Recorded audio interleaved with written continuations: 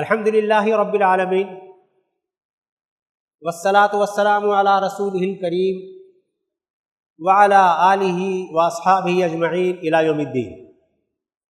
اما بعد، قال اللہ تعالی فی کتابہ المجید: اعوذ باللہ من الشیطان الرجیم، یریدون لیطفئوا نور اللہ بافواہہم واللہ متم نورہ ولو کرہ الکافرون. وقال رسول اللہ صلی اللہ علیہ وسلم: بدأ الاسلام غریبا وسیعود غریبا کما بدأ فطوبی للغرباء. برادران اسلام، قرآن مجید کی ایک آیت اور رسول پاک صلی اللہ علیہ وسلم کا ایک ارشاد مبارک آپ کے سامنے پیش کیا گیا. اللہ کے رسول صلی اللہ علیہ وسلم نے امت کے بارے میں ایک بڑی آگاہی دی، اسلام کے بارے میں، دین کے بارے میں امت کو. بدأ الاسلام و غریبا، اسلام غربت کی حالت میں، اجنبیت کی حالت میں، ایسے حالت میں اس کا آغاز ہوا کہ لوگ اس کی قدروں کو، اس کی خوبیوں کو نہیں جانتے تھے. وَسَيَعُودُ غَرِيبًا، پھر ایک زمانہ ایسا آئے گا کہ اسلام پھر غریب ہو جائے گا، اس کی خوبیوں کو، اس کی قدروں کو، اس کے احکام کو لوگ بھول جائیں گے، اوجھل ہو جائیں گی لوگوں کی نگاہوں سے. فَطُوبَى لِلْغُرَبَاء، اس زمانے میں جن لوگوں کو دین کا شعور ہوگا، اللہ کے رسول صلی اللہ علیہ وسلم کی سنت کا احیاء کا جذبہ ہوگا، دین کی صحیح قدر ہوگی، اللہ کے رسول صلی اللہ علیہ وسلم فرماتے ہیں ان کے لیے بشارتیں. میرے مسلمان بھائیوں، ہم میں سے بیشتر لوگوں کو اسلام بہت آسانی کے ساتھ مل گیا کہ ہم مسلم گھرانے میں پیدا ہو گئے. لیکن ہم یہ جانتے ہیں کہ اسلام اس انسانیت تک اتنی آسانی سے نہیں پہنچا ہے. جن لوگوں کو شعور کے ساتھ کھوج کر کے اسلام تک پہنچنا ہوتا ہے، بڑی دقتوں کا سامنا کرنا پڑتا ہے. ہم خوش قسمت ہیں اس اعتبار سے کہ ہمیں بڑی سہولت سے مفت میں اسلام مل گیا. لیکن ہماری بدقسمتی یہ ہے کہ ہمیں اس دور میں اسلام ملا جب اسلام پھر سے غریب ہو گیا، پھر سے اجنبی ہو گیا، پھر سے اس کی قدریں لوگوں کی نگاہوں سے پامال ہو گئی. اگر ہم اسلام کے اس ابتدائی اور ذری دور کو یاد کریں جو قربانیوں کا دور ہے، مجاہدے کا دور ہے، اور پھر اس کے نتیجے میں دنیا میں جو پیغام پہنچا وہ بہت قابل رشک ہے. اللہ کے رسول صلی اللہ علیہ وسلم نے جب آغاز کیا تو ایک سے چند سے 100 سے کئی 100 تک ہوئے، اور اس کے بعد جو ایک قربانیوں کی داستان ہے وہ لمبی داستان ہے. لیکن جب آپ نے جاء الحق وزهق الباطل ان الباطل کان زہوقا کا اعلان فرمایا تو اس وقت اسلام ایک غالب قوت ہو چکا تھا. اسلام کی تعلیم، اسلام کی تہذیب، اسلام کی اقدار، اس کو دنیا مان چکی تھی، اور جوک در جوک لوگ اسلام میں آ رہے تھے. اس وقت کی مورخ جو تصویر کشی کرتا ہے کہ اس وقت کا ماحول امن کا گہوارہ تھا، ایسا امن کی صنعا سے حضرموت تک کوئی سفر کرے اور اسے کسی طرح کا خطرہ نہ ہو. اس وقت خوشحالی ایسی آ گئی تھی کہ زکوٰۃ لینے والے لوگ مشکل سے ملتے تھے. وہ زمانہ جس کو تعلیم کا، تہذیب کا دور کہا جاتا ہے، کہ تمام دنیا کا علم اور علماء سمٹ کر اسلام کے دائرے میں آ گئے تھے، اور اس کے ذریعے اس علم کی افزائش ہو رہی تھی.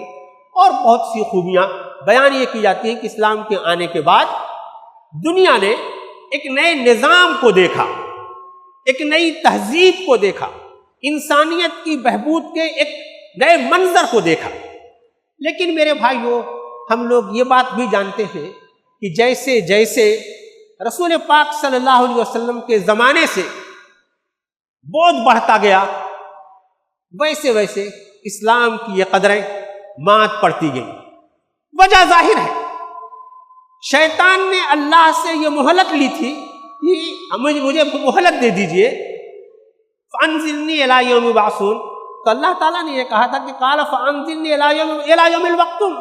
المعلوم، قال فبعزتک لاغوینہم اجمعین، اس نے کہا کہ آپ نے مجھے مہلت دے دی ہے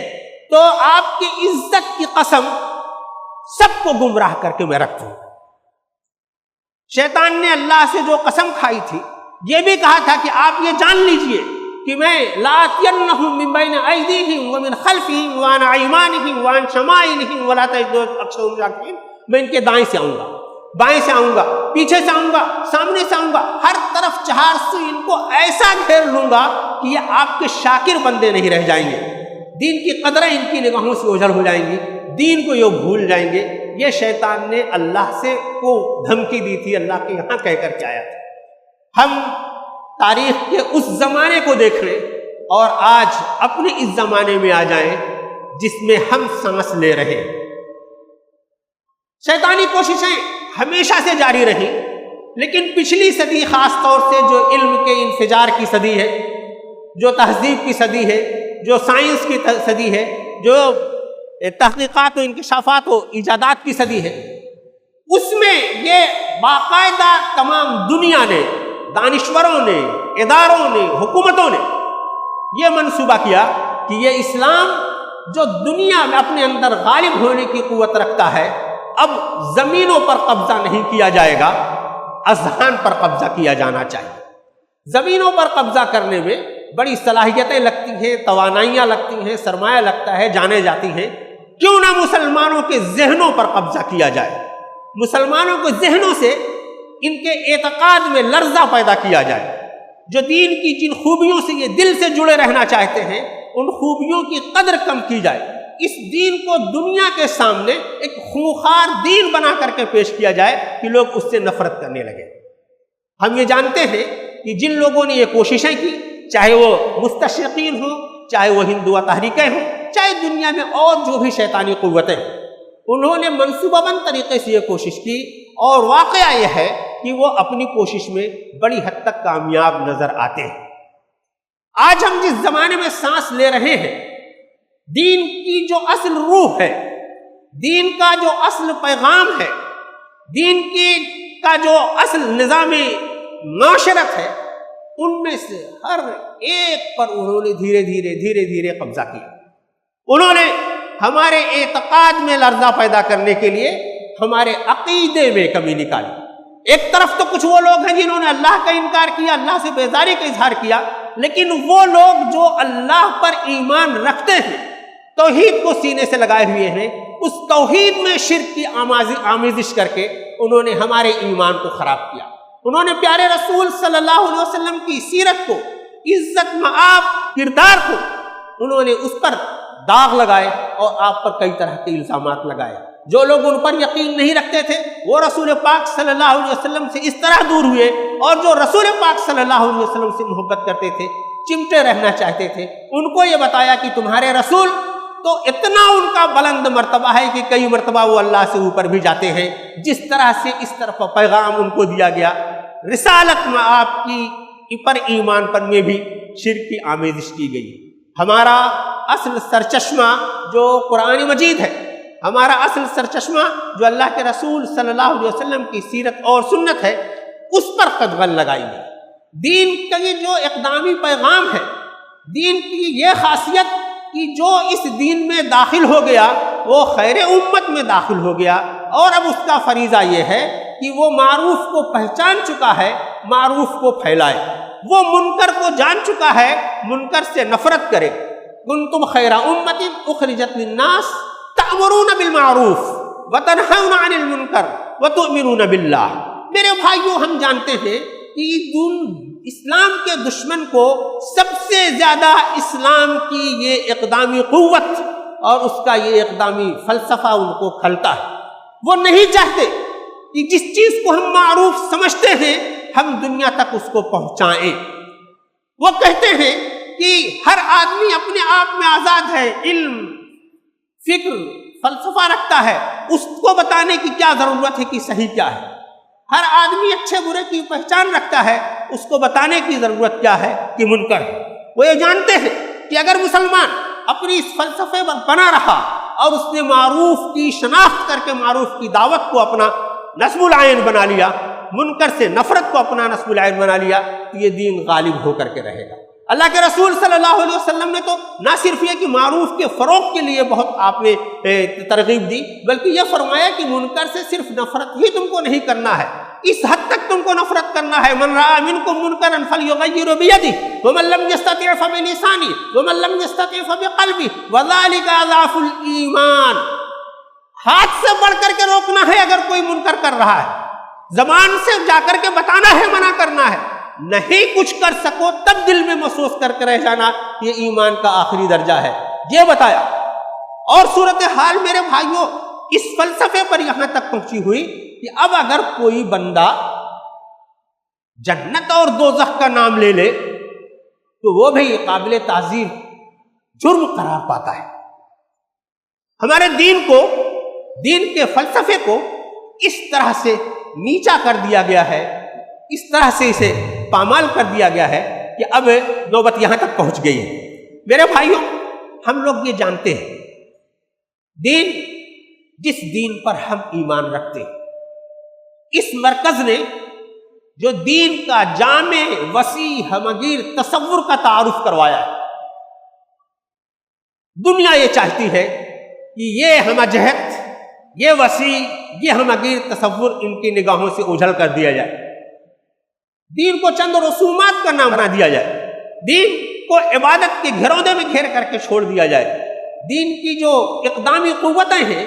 دین کی اثر انداز ہونے والی جو قوتیں ہیں، ان پر جو ہے حرف ڈالا جائے۔ چنانچہ انہوں نے دین کو کا خاص طور سے ہمارے درمیان ایسا ایک تصور پیش کیا کہ اب وہ ایک چھوٹا سا دین ہے، نماز روزہ والا دین ہے، ظاہری لباس والا دین ہے، اور دین کی جو بنیادی قدریں ہیں ظاہر پر عبادت کرنے والا دین ہے۔ اور دین کے سلسلے میں اس بات کی بھی گنجائش رکھی گئی کہ بہت سی چیزیں ایسی ہیں، زمانہ ہے، زمانے کے تقاضے ہیں کہ ہیلا حوالہ سے بھی کام چلے گا، ہماری بہت سی عبادات کا صحیح جہت پر اس وجہ سے حق نہیں ادا ہو رہا ہے کہ ہمارے یہاں ہیلا بھی ان کے ذریعے ڈالا گیا اور ہمارے لٹریچر میں اس نے باقاعدہ جگہ پا لی۔ میرے بھائیوں اب اس وقت ہم دنیا میں بحیثیت مسلمان اپنے دین کی جو تصویر دیکھتے ہیں وہ ایک سکڑا ہوا، سہما ہوا، لاچار سا عبادت کرنے والا دین ہے۔ یہ تصویر کوششوں سے بنائی گئی ہے، بڑے عالی دماغ لوگوں نے، حکومتوں نے دماغ لگا کر کے اس کام کو کیا ہے اور ہم یہاں پہنچے ہوئے ہیں۔ اللہ کے پیارے رسول صلی اللہ علیہ وسلم نے یہ جو فرمایا تھا کہ وَسَيَعُودُ غَرِيبًا، ایک دن تمہارا دین پھر سے غریب ہو جائے گا، پھر سے اجنبی ہو جائے گا، تو اس کی اجنبیت کی صورت ہم یہ دیکھ رہے ہیں کہ ہمارا دین اس وقت ہمارے یہاں جو ہے اس میں کلمہ کہنے کی بھی اجازت نہیں، اس میں دوزخ اور جنت کا نام لینے کی بھی اجازت نہیں، اور ہر طرف سے پورا دشمن ہمارے اوپر حملہ آور ہے۔ میرے بھائیو یہ جو حقیقی صورتحال ہے جس سے ہم سب لوگوں کو سامنا ہے، پیارے رسول صلی اللہ علیہ وسلم کی بالغ نظری پر، پیارے رسول صلی اللہ علیہ وسلم کی دور نگاہی پر قربان جائیے کہ آپ نے بات یہی ختم نہیں کر دی کہ تاریخ یہی ختم ہو جائے گی، کہ دین غربت کی حالت میں شروع ہوا اور پھر غریب ہو جائے گا۔ اللہ کے رسول صلی اللہ علیہ وسلم نے فرمایا فَطُوبَى لِلْغُرَبَاءِ، بشارت ہے ان لوگوں کے لیے جو اس غربت کے زمانے کے جو غربا ہوں گے، غریب ہوں گے، اس کے باوجود انہیں دین کی قدریں معلوم ہوں گی،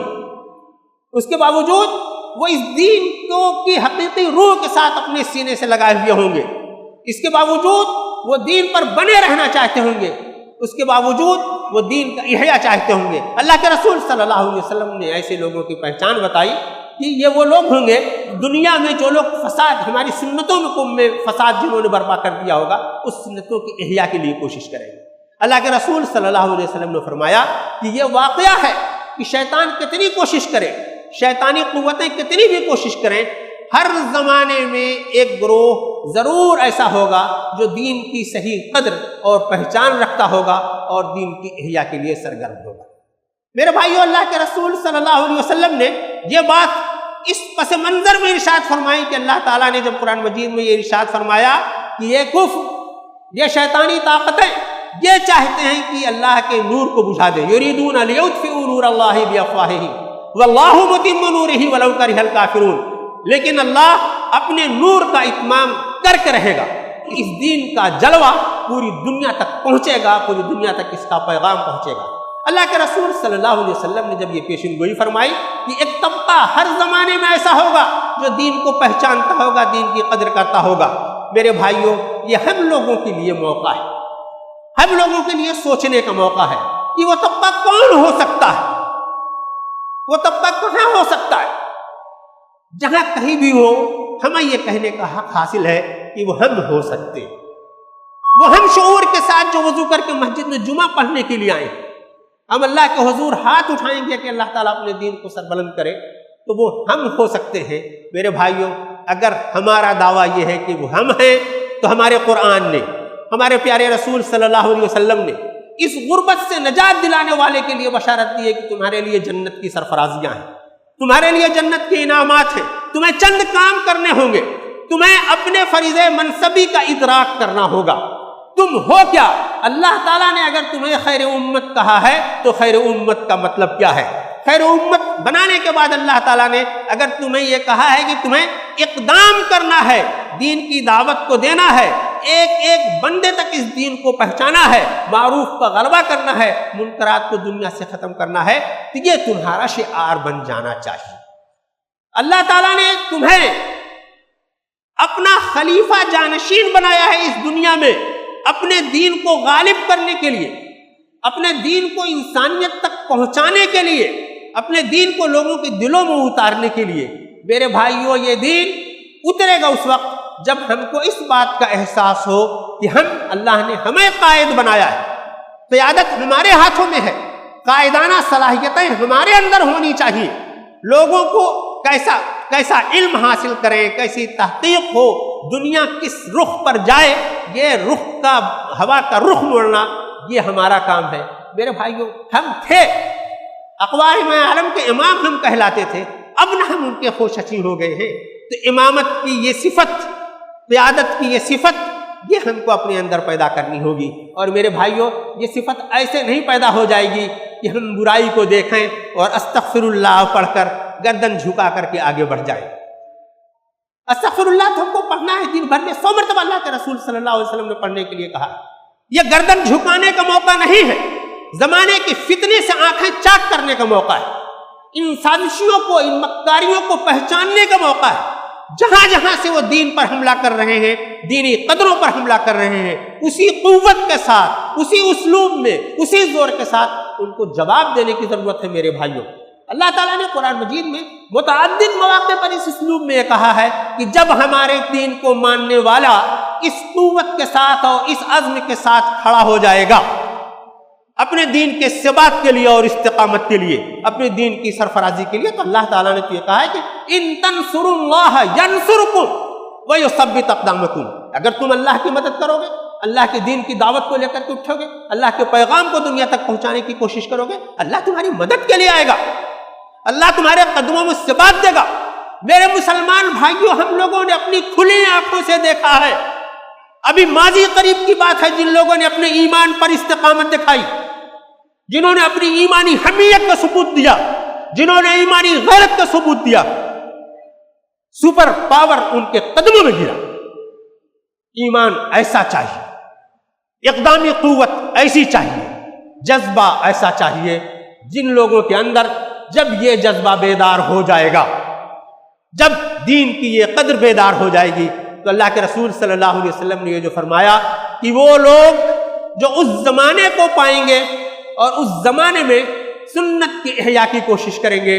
دین کی سرفرازی کی کوشش کریں گے، فَطُوبَىٰ لِلْقُرَبَىٰ، ایسے لوگوں کے لیے بشارت ہے، ایسے لوگوں کے لیے اللہ کا انعام ہے اور اللہ تعالیٰ نے قرآن مجید میں متعدد مواقع پر وہ ایسے انعام پانے والوں کے لیے جو منظر کشی کی ہے کہ فرشتے ان کا استقبال کریں گے، جنت میں ایسی نہریں ہوں گی وغیرہ وغیرہ۔ میرے بھائیوں، یہ دراصل اس بات کے لیے ہے، یہ ہمارا قرآن مجید، ہمارا دین، ہمارے پیارے رسول صلی اللہ علیہ وسلم کی سنت کہ ہم اس معنی میں بڑے خوش قسمت ہیں کہ ہمیں وہ دور ملا جن کے بارے میں اللہ کے رسول صلی اللہ علیہ وسلم نے بشارت دی، جن کو خوشخبری سنائی ہے کہ اس غربت کے دور میں تم اپنی مجتہدانہ شان سے اسلام کو سربلند کر سکتے ہو۔ اللہ کا دین سربلند ہونے کے لیے آیا ہے۔ اللہ تعالیٰ نے یہ وعدہ کیا ہے کہ وہ اپنے نور کا اتمام کرے گا، وہ ضرور بھی ضرور کرے گا۔ لیکن میرے بھائیوں، یہ ہمارے اوپر ہے کہ ہم اپنے آپ کو اس کام کے لیے منتخب کروا لیں۔ یہ اللہ تعالیٰ سرفرازی ہماری انہی انسانوں کے ذریعے ہی کروائے گا، اپنے بندوں کے ذریعے کروائے گا۔ ہمیں یہ موقع ملا ہے کہ ہم اپنے آپ کو، اپنے ایمان کو، اپنے اعمال کو، اپنی مشن کو، اپنی سرگرمیوں کو اس رخ پر لے جائیں کہ اللہ تعالیٰ، اللہ کے رسول صلی اللہ علیہ وسلم نے جن لوگوں کے لیے بشارتیں دی ہیں، ہم اس کے صحیح معنوں میں مستحق ہو جائیں۔ دعا فرمائیں میرے بھائیوں کہ اللہ تعالیٰ نے دین جو ہمیں عطا فرمایا ہے اس کا صحیح شعور ہمیں عطا فرمائے۔ اللہ تعالیٰ نے ہمیں دین کے لیے جو ہم سے جو کام لینا چاہا ہے، اللہ تعالیٰ ہمیں اس کام کا صحیح طور پر حق ادا کرنے کی توفیق عطا فرمائے۔ دین یہ غالب ہونے کے لیے آیا ہے، اللہ کا دین اس وقت غربت میں چلا گیا ہے۔ اللہ تعالیٰ ہمیں توفیق دے، اللہ تعالیٰ ہمیں اس بات کی توفیق دے کہ ہماری کوششوں کے ذریعے، ہماری قربانیوں کے ذریعے اللہ تعالیٰ اس دین کو سرفرازی عطا فرمائے۔ بارک اللہ لنا ولکم فی القرآن العظیم ونفعنا وإیاکم بالآیات والذکر الحکیم۔